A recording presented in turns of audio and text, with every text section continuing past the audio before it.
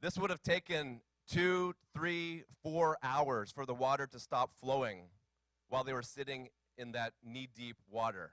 When the current was flowing vigorously, when they were having to hold on for dear life because the waters continued to flow and continued to flow. That's what God had called them to do. They were frozen by fear, and yet they took a step of what? Faith. They took a step of faith. They all took a step of faith. All of them surrounded with deep water. And then God, in stages, did a miracle. The first step was the catalyst to the miracle, but they had to also stay in the deep water. And they had to wait for hours for the water to stop flowing. Isn't it true?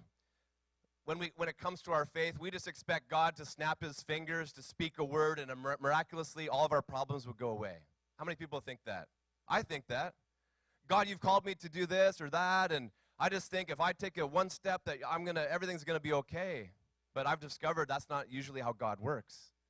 That he wants us to take that first step of faith, but then there's something called endurance.